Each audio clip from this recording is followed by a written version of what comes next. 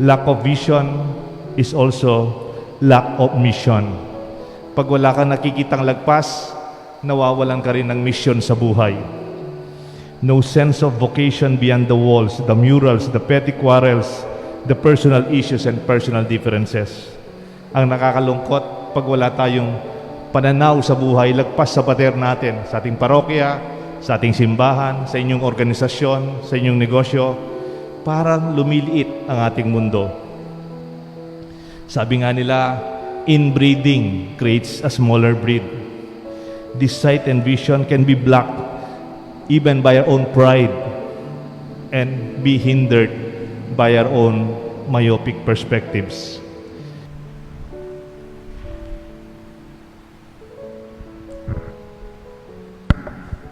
In the name of the Father, the Son, the Holy Spirit. Amen. On sight and vision.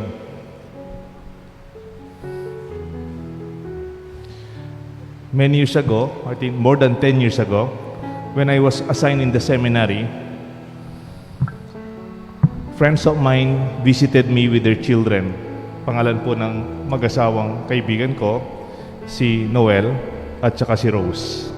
Meron po silang anak. During that time, 3 lalaki and 1 girl. When they visited me, we were walking along the corridors of the seminary, and because I was assigned as a seminary father, I asked the boys, "What is your dream? What do you want to be when you grow up?" Of course, as a seminary father or a seminary priest, I also indirectly trying to suggest they might want to consider entering the seminary. It's like a subtle vocation campaign.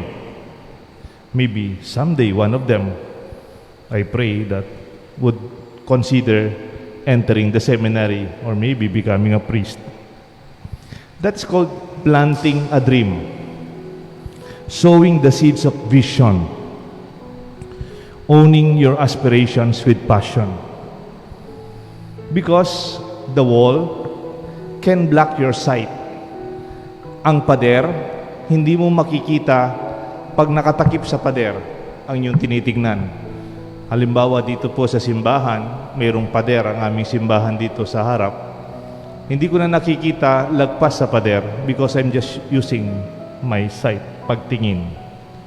When there is darkness, you impede your own sight or you impede your sight with this darkness. Pag madilim po, halimbawa brownout bigla o paggabi na, nakapatay na yung mga ilaw, your sight is impeded. Wala kang nakikita. Pag tumatanda na tayo, kamukha ko po, nakasalamin na, o pag tumatanda tayo, mas nagiging mahina yung ating mata, our age will also challenge what we see. Kung wala kang salamin, at kung minsan may salamin ka na, kulang pa. My dear friends, it's not enough to have sight.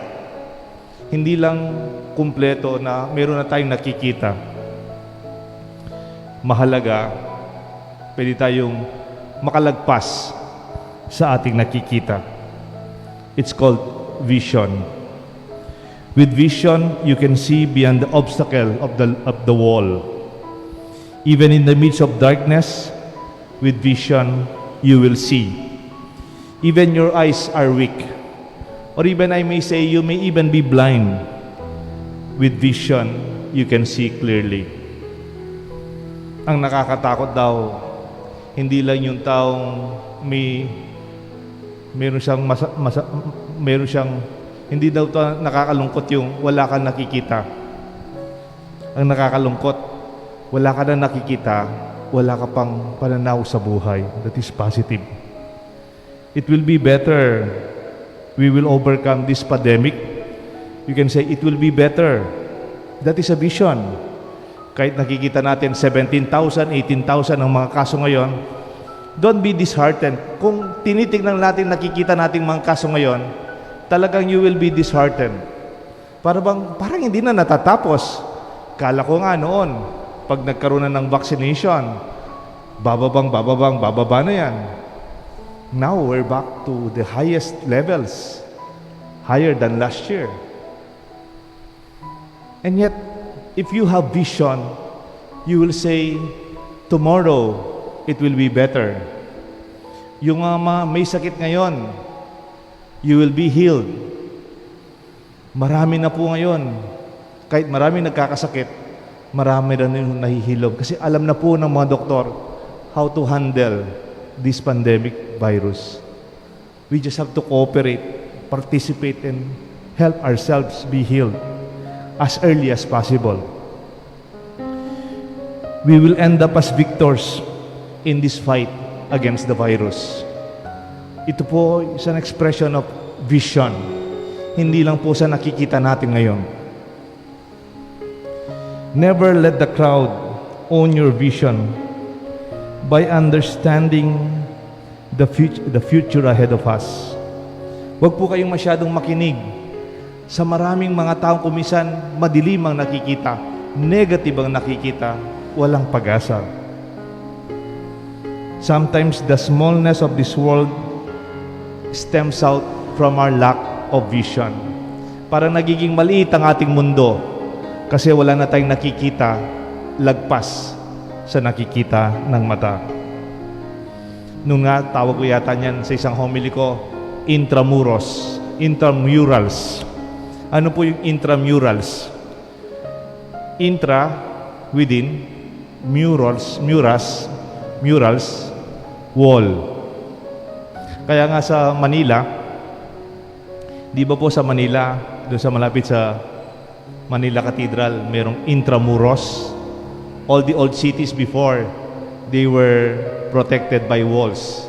Intramuros, inside the wall. Kaya nga sa mga eskwelahan, sa mga school, meron tayong intramurals. Yung tayong magbabasketball, tayong magbabalibol, tayong magkaka-quiz, labanan, tayo lang. That's good for us to start with. Students, even the school community, are permitted to participate. It's intra-campus sports, where members of the campus community compete against each other. When we were younger, that's okay. But our world can also go beyond the walls of the campus, the walls of our classrooms. Kaya nga ngayon, meron ng online na klase. Pwede na palang mag-aral kahit wala tayo sa loob ng eskwelahan, kahit wala tayo sa loob ng classroom. It goes beyond the kibbutz, the small communities, or the intramural perspective of life. Extreme effects of intramural sometimes, you see your classmates, schoolmates, or friends as your opponent beyond the bigger game. Ang nakakalungkot sa mga intramurals, nakikita mo na lang kalaban ng kaklase mo. Nakikita mo na lang katunggali ang ibang section. That is just a game. You were meant to compete from one another exclusively, but you are called to go beyond. Hindi lang tayo-tayo ang buhay. Maybe if you are in the school where the children are young, teach them that there is a bigger world outside with what we do.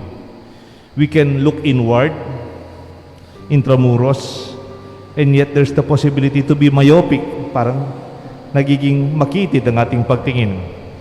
What limits our vision is called fixation of perspectives. Hanggang dito na lang tayo na lang. Infighting, when we ourselves see each other as enemies and we don't appreciate each other. Problems beset the community because of personal issues, petty quarrels, differences hampered a wider vision.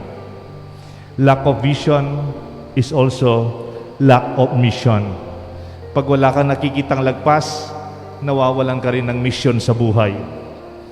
No sense of vocation beyond the walls, the murals, the petty quarrels, the personal issues and personal differences. Ang nakakalungkot, pag wala tayong pananaw sa buhay, lagpas sa pader natin, sa ating parokya, sa ating simbahan, sa inyong organisasyon, sa inyong negosyo, parang lumiliit ang ating mundo. Sabi nga nila, Inbreeding creates a smaller breed.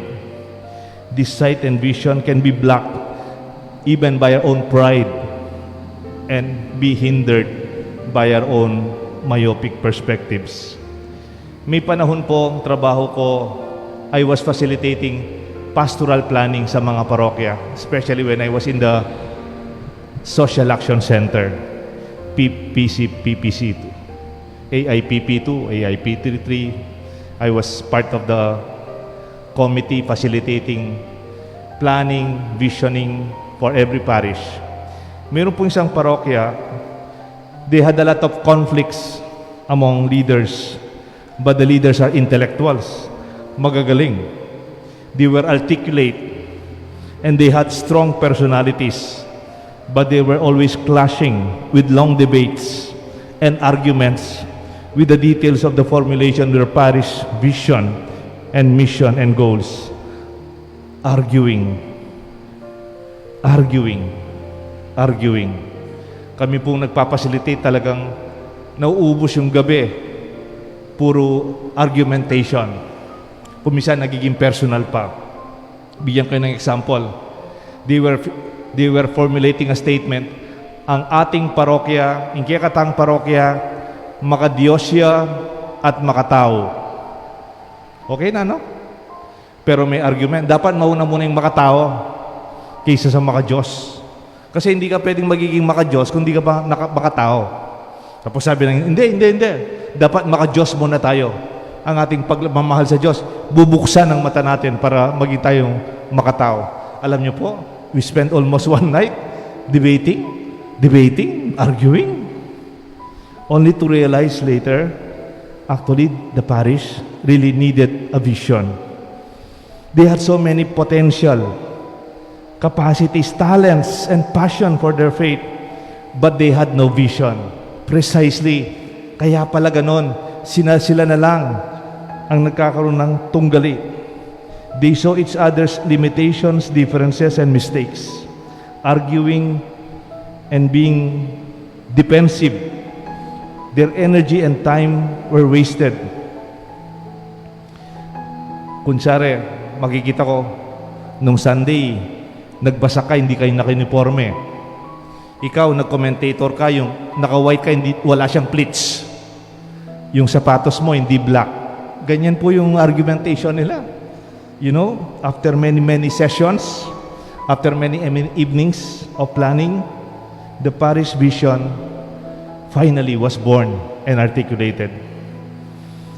They saw the need that the rich faith to the wider parish communities should be shared through BEC, Bible sharings, catechesis among public schools, and missioning in their different barangays. The vision led to a meaningful purpose of this parish community. Kaya hanggang po ngayon, masaya ako sa parokyang yon. They are strong, they are united, may pinagdaanan silang mga problema, pero hanggang ngayon, because of their vision, meron silang paningin lagpas sa nangyayari.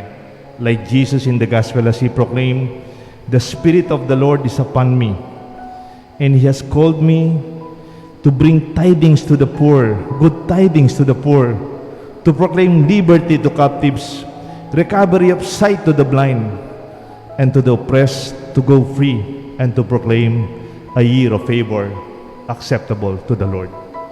That is the vision of Jesus in this gospel.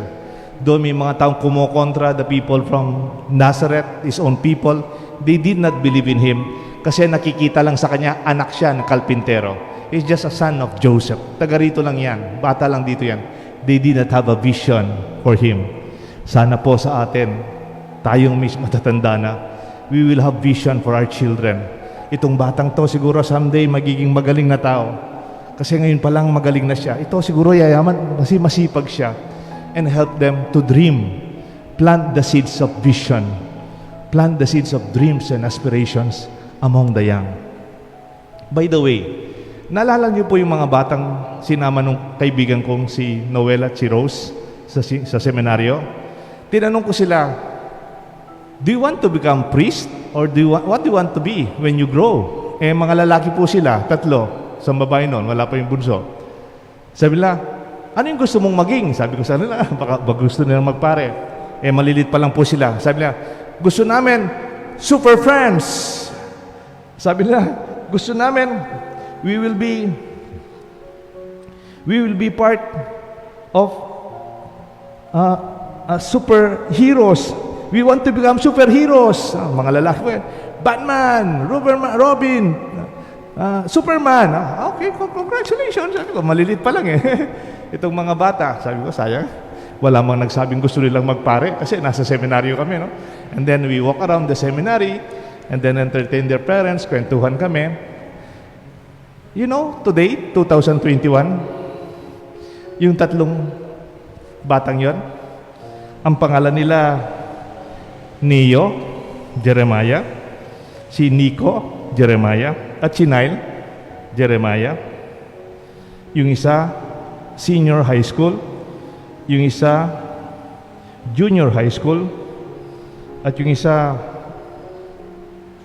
already in the parang grade 7, sila po lahat, nasa seminaryo. They are all seminarians today. After many years, nakalimutan ko na actually.